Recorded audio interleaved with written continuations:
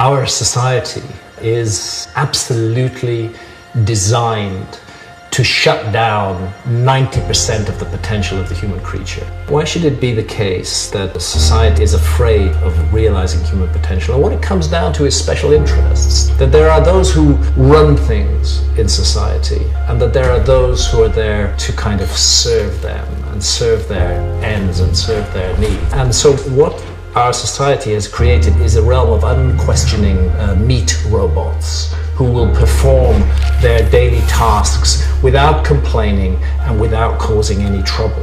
And that may be very useful to certain small interest groups, but it's extremely damaging to the rest of humanity. Once we realize our potential, we don't need elites anymore. Who needs elites? Who needs to be led? This is another revelation that comes from working with psychedelics, is we do not need leaders. They are not over us, telling us what to do. They may imagine that that's what they're doing, but they have no right to do that. And the moment we begin to wake up and start asking really profound questions about the nature of reality and about the society we live in, their power is instantly diminished. And I think that's why we've seen such vigor and real nasty unpleasantness put into this horrible, wicked thing called the war on drugs, which has been used as an excuse to enter the inner sanctum of people's lives. See, if I'm not sovereign over my own consciousness, if I can't make free choices about my own consciousness, if I can't make those free choices while doing no harm to others, then I am not free in any useful or meaningful sense. And the moment that I free myself, then I become a danger to those who run things in the world. Anybody who has been led to question the nature of things profoundly as a result of psychedelics is a danger to the status quo.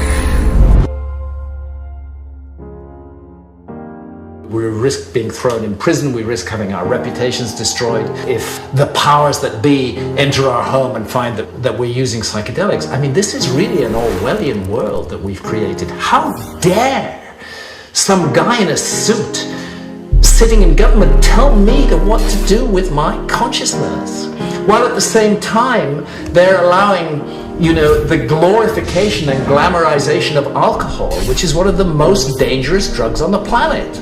I mean, alcohol is a seriously dangerous drug, whether you're talking about cirrhosis of the liver, or whether you're talking about traffic accidents, or whether you're talking about violence.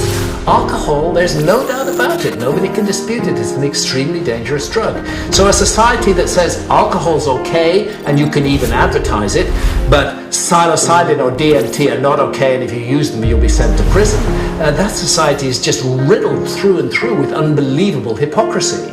And we have to bring that out. We have to show people this is the case, because what's going on here is a fundamental abuse of human rights. We must be free to make decisions over our own consciousness, always with the proviso that we do no harm to others.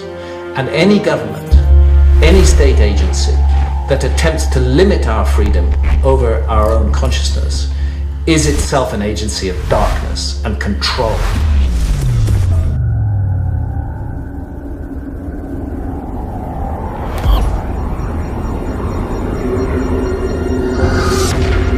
I think one of the wonders of these medicines, of DMT, is that they reconnect us to spirit. And if there is anything that is desperately needed in modern industrial technological society, it is a reconnection to spirit. That's what's missing. That absence of spirit is why there is so much pain in the world today, and why people are willing to inflict so much suffering on one another.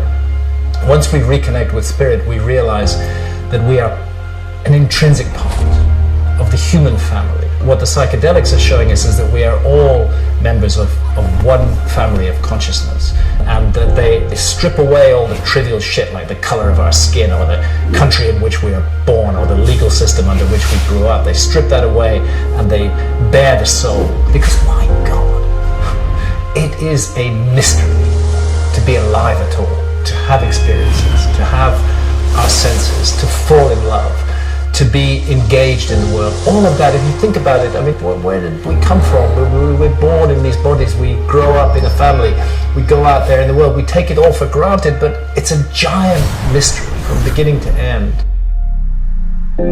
These psychedelics are agents of liberation. I'm not saying they're all perfect and wonderful and good things, but are they agents of liberation that lead us to ask questions that we would never have asked before? Yes, absolutely.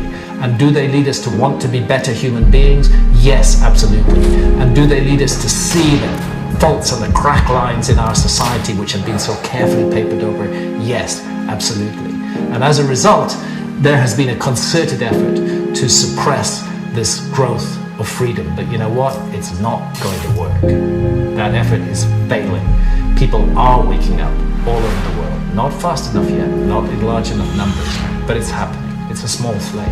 It's growing, and it's going to continue to grow. And humanity will move forward in a positive course. I'm absolutely sure of that, and psychedelics have a great role to play in that journey.